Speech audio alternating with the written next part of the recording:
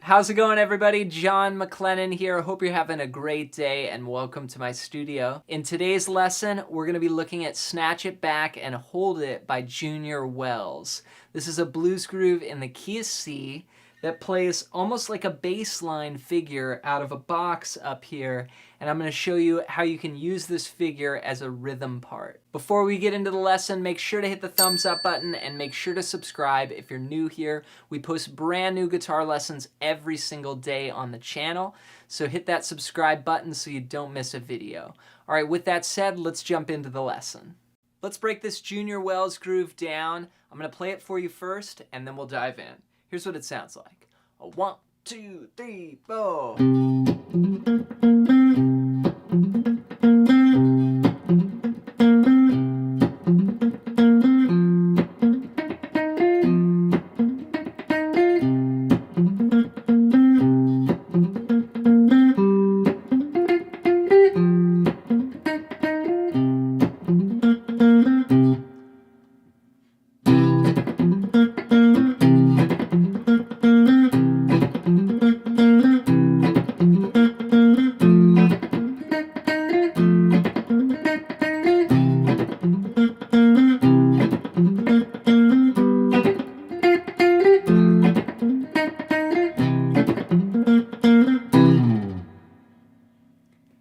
Alright, so let's break this down. This is a 12-bar blues in the key of C. And one of the cool things about this style of playing is it's a rhythm style, but we're not necessarily playing chords or grips, that you may usually play, like that sort of sound. Now, I got this from listening to people like Junior Wells and Buddy Guy, and this is actually from Snatch It Back and Hold It, which is where this groove is, and you can learn this and then play it along with that recording to get the feel.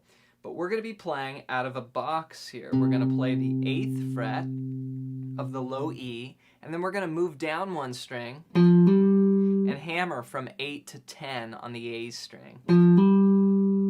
And then we're going to play the 8th fret on the D string, and then the 10th fret on the D string. So 1 E and a 2 E and a 3 E and a 4 and 1 E and a 2 E and a... So we've got this first beat, 1 E and a 2 E. Then on the and of 2, we'll do that hammer on from 8 to 10. 1 E and a 2 E and a... Then 3 E and a 4 and... We've got some 16th notes, 3 E and so that's 2 16th notes, 3 E, and then a 16th note rest, and then another 16th note, 3 E and then we'll play 8th notes, 4 and.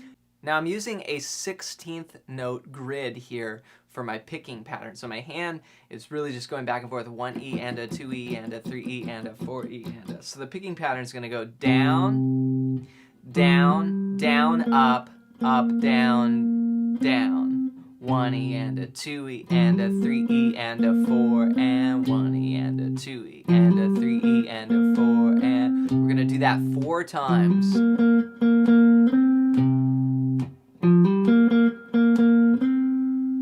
Now, after that, we're gonna move down one string and play the same groove, starting on the 8th fret of the A string now. 1 E and a 2 E and a 3 E and a 4 and 2 E and a 3 E and a 4 and then back to the low E string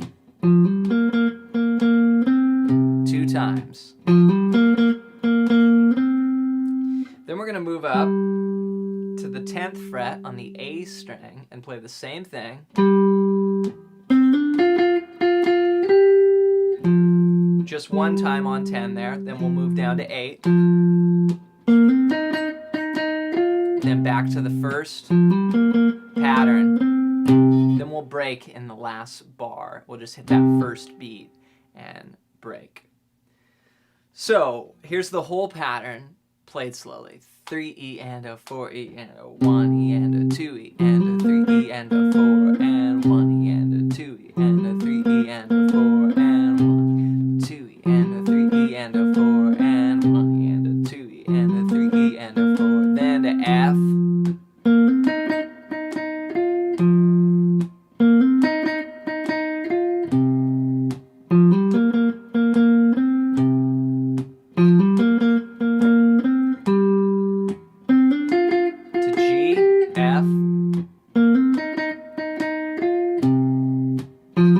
Break. 2, 3, and then we start again. So that's all the way through the 12-bar blues there. Now, this sort of playing is like playing out of a box, and it's a really cool style of playing that uses, it's a rhythm part, but it doesn't use like your typical, you know, kind of chord shapes, right? Kind of blues playing that we may be used to playing. This is more just playing single notes out of a box. And we want to keep these notes. I'm palm muting a little bit with my strum hand, with my palm here. I'm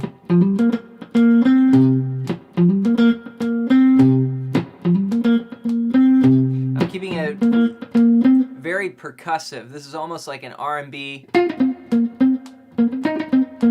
Call it bubble picking or popcorn picking, because it kind of sounds like popcorn popping, right?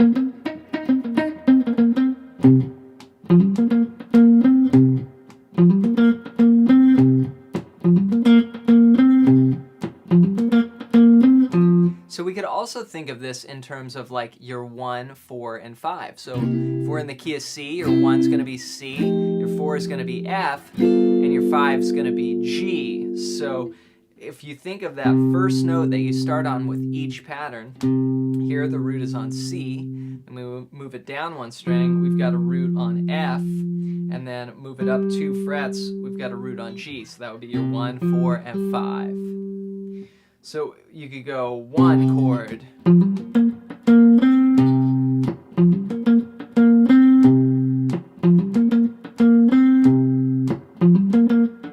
4 chord,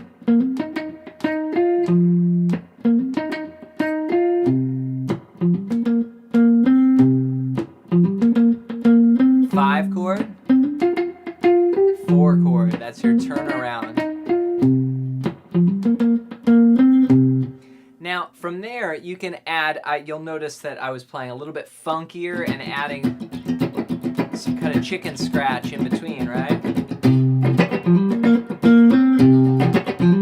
This is another style of playing where you're strumming, but you're muting every other string. You're just getting one note.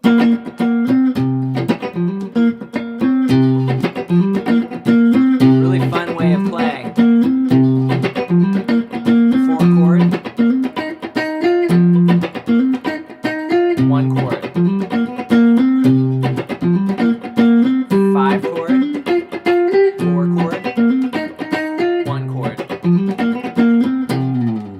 Now, I did start to add another cool sound where you could play the thirds of each chord, and you'll hear this in certain blues players and stuff. They'll use thirds a lot. Freddie King is one of those guys that used a lot of thirds in this sort of sound, so it'd be like.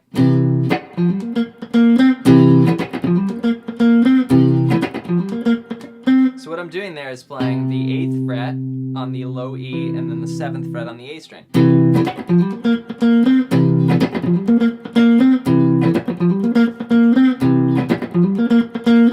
4 chord, bring it down 1 string,